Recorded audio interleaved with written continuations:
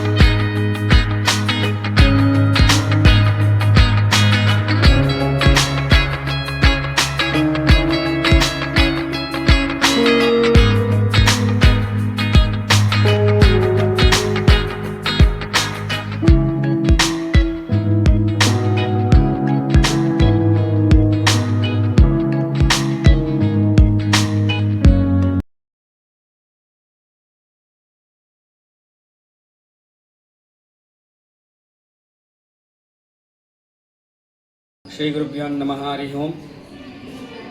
ಚಿಕ್ಕಬಳ್ಳಾಪುರ ಜಿಲ್ಲೆ ನಂದಿಗ್ರಾಮದ ಶ್ರೀ ಭೋಗನಂದೀಶ್ವರ ಸ್ವಾಮಿ ದೇವಾಲಯ ವಿಶೇಷವಾಗಿ ನಾಳೆ ಪೌರ್ಣಮಿ ದಿವಸ ಕದ್ರಿ ಹುಣ್ಣಿಮೆ ದಿವಸ ಗ್ರಹಣ ಕೂಡ ಬಂದಿದೆ.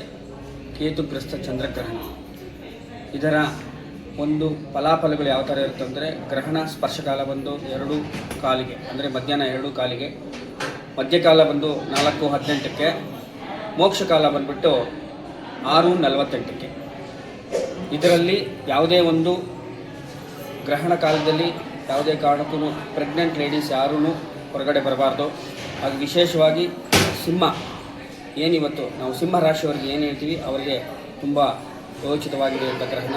ಅವರಿಗೆ ಒಂದು ಶ್ಲೋಕ ಕೂಡ ಇರುತ್ತೆ. ಆ ಶ್ಲೋಕವನ್ನು ಹೇಳಿಕೊಂಡು ಮನೆಯಲ್ಲೇ ಇರೋದು. ಗ್ರಹಣ ಪ್ರಾಪ್ತಿ ಕಾಲದಲ್ಲಿ ವಿಶೇಷವಾಗಿ ಸ್ನಾನ ಮಾಡ್ಕೊಳ್ಳೋದು, ಮತ್ತು ಮೋಕ್ಷ ಕಾಲದಲ್ಲಿ ಒಂದು ಸ್ನಾನವನ್ನು ಮಾಡಿ ತಾವು ಅಡುಗೆ ಊಟವನ್ನು ಮಾಡ್ಬೋದು. ಹಾಗೂ 11 ಗಂಟೆ ಒಳಗಡೆ ನಿಮ್ಮ ತಿಂಡಿ ಆ ಥರ ಏನಿದೆ ಅದೆಲ್ಲ ಮುಗಿಸ್ಕೊಂಡು ಯಾವುದೇ ಕಾರಣಕ್ಕೂ ಅದಾದ ಮೇಲೆ ಯಾರು ಏನು ತಿಂಡಿಯನ್ನು ತಿನ್ನಬಾರ್ದು.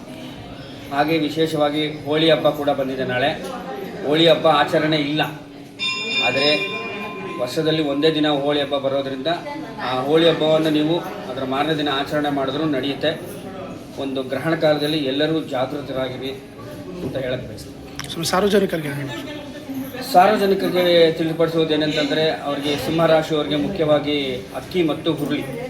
ಕೇತುಗ್ರಸ್ತ ರಕ್ತಗ್ರಹಣ ಆಗಿರೋದ್ರಿಂದ ಅಕ್ಕಿ ಬಂದು ಚಂದ್ರ, ಹುರುಳಿ ಬಂದು ಮಂಗಳ. ಅದಕ್ಕೆ ಅಕ್ಕಿ, ಹುರುಳಿ ಮತ್ತು ಅದರ ಮೇಲೆ ಒಂದು ರಜತವನ್ನು ಇಟ್ಟು ಕೊಡ್ಬೋದು. ಯಾವುದೇ ಒಂದು ಭಯಭೀತರಾಗಬೇಕಾಗಿದ್ದು ಏನೂ ಒಂದು ತೊಂದರೆ ಏನಿಲ್ಲ. ಒಂದು ದೇವಾಲಯದ ಒಂದು ದೇವತಾ ಕಾರ್ಯಗಳಲ್ಲಿ ಭಾಗವಹಿಸಿಕೊಂಡು ಮನೆಯಲ್ಲೇ ಇದ್ದು ಈ ಗ್ರಹಣಾಚರಣೆಯನ್ನು ಮಾಡಬೇಕು. ಹೊರಗಡೆ ತಿಂಡಿ ತಿನ್ನೋದು ಅದೆಲ್ಲ ಏನೂ ಮಾಡಬಾರ್ದು. 11 ಗಂಟೆ ಒಳಗಡೆ ಎಲ್ಲ ನೀವು ತಿಂಡಿಯನ್ನು ತಿಂದು ಮುಗಿಸ್ಬಿಡ್ಬೇಕು. ತುಂಬ ವಯಸ್ಸಾದವರು ಇದ್ದರೆ ಸ್ವಲ್ಪ ನೀರನ್ನು ತೆಗೆದು ಇಟ್ಕೊಂಡು ತದನಂತರ 2 ಗಂಟೆ ಒಳಗಡೆ ಅದನ್ನು ಸೇವಿಸಿ, ಅದಾದಮೇಲೆ ತಿರುಗಿ ಮೋಕ್ಷ ಕಾಲದಲ್ಲಿ ಅವರು ಒಂದು ಏನಿದೆ ಅಡುಗೆಯನ್ನು ಮಾಡಿಕೊಂಡು ಬಿಸಿಯಾಗಿ ಆವಾಗ ತಿನ್ಬೋದೇ ಹೊರತು ಅದ್ರ ಮೇಲೆ ಯಾವುದೇ ಕಾರಣಕ್ಕೂ ತಿನ್ನಬಾರ್ದು. ಗ್ರಹಣ ಅದಕ್ಕೆ ಪ್ರಾಪ್ತಿ ಅನಿಸಲ್ಲ. ಆವಾಗ ದೇವರ ಒಂದು ಕಾರ್ಯ ಮನೆಯಲ್ಲಿ ಜಪ ತಪ ಮಂತ್ರ, ಲಕ್ಷ್ಮೀ ಸಹಸ್ರನಾಮಾರ್ಚನೆ ಇಂಥದ್ದನ್ನೆಲ್ಲ ಕೇಳಿಕೊಂಡು ಮನೆಯಲ್ಲಿರೋದು ಉತ್ತಮ. ಭಕ್ತಾದಿಗಳಿಗೆ ತಿಳಿಸ್ತಕ್ಕಂಥದ್ದು.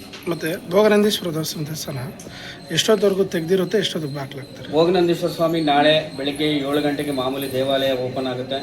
ಈ ಮಾಮೂಲಿ ಪೂಜಾ ಕೈಂಕರ್ಯಗಳೆಲ್ಲ ನೆರವೇರುತ್ತೆ. 10 ಗಂಟೆಗೆ ದೇವಸ್ಥಾನದ ಬಾಗಿಲನ್ನು ಮುಚ್ಚಲಾಗುತ್ತೆ ಮಹಾಮಂಗಳಾರತಿ ಮಾಡಿ. ತದನಂತರ ಮಾರನೇ ದಿನ ಬೆಳಗ್ಗೆ 7 ಗಂಟೆಗೆ ದೇವಾಲಯ